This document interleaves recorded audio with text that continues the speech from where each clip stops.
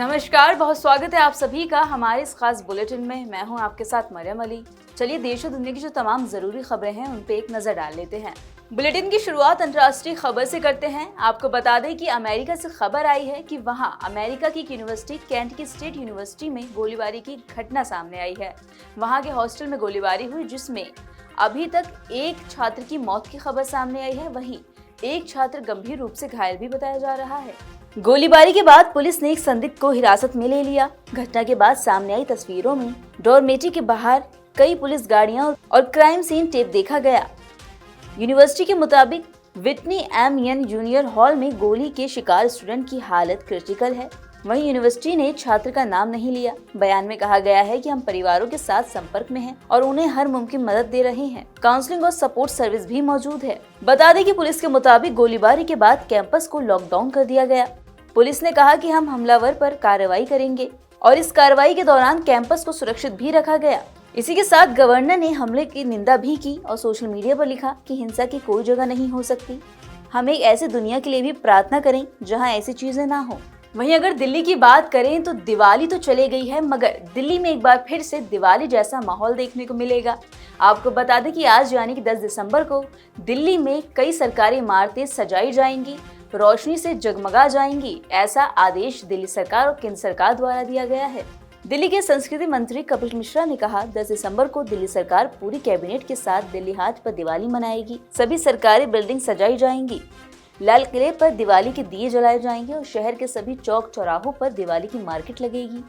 ये सब तब होगा जब यूनेस्को दिवाली को अमूर्त सांस्कृतिक धरोहर में मान्यता देगी और जैसे ही मान्यता मिल जाएगी दिल्ली जगमग होगी, मेले लगेंगे, आतिशबाजी होगी और लाल किला रोशनी में नहा उठेगा।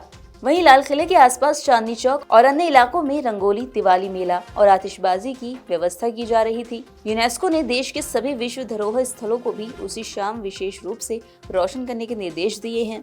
भारत ने मार्च 2024 में दिवाली को अमूर्त विश्व धरोहर में शामिल करने का प्रस्ताव भेजा था।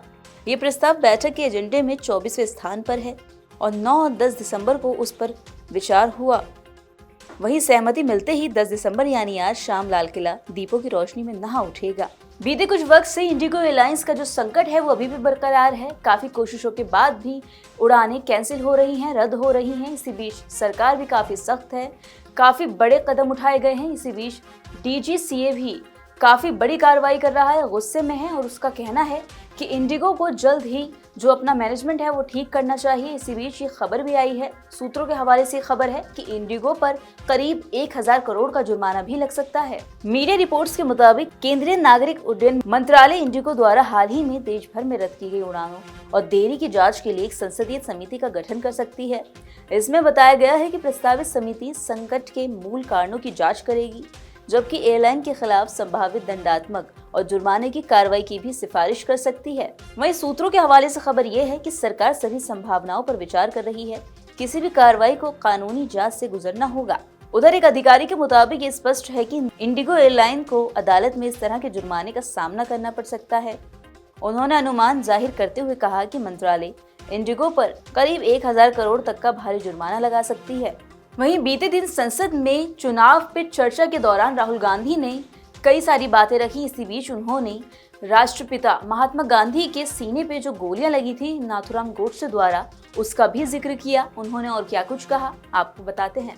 राहुल गांधी ने कहा, सभी जानते हैं कि कैसे भारत के विश्वविद्यालयों में वाइस चांसलरों की नियुक्ति हो रही है। उन्होंने कहा कि इससे कोई मतलब नहीं कि व्यक्ति की योग्यता क्या है, बस उसकी एक योग्यता है कि वो संघ से जुड़ा हो। इस पर सत्ता पक्ष के सदस्यों ने हंगामा शुरू कर दिया। स्पीकर ओम बिरला ने राहुल गांधी से कहा कि आप चुनाव सुधार पर ही बोलें, किसी संगठन का नाम मत लीजिए।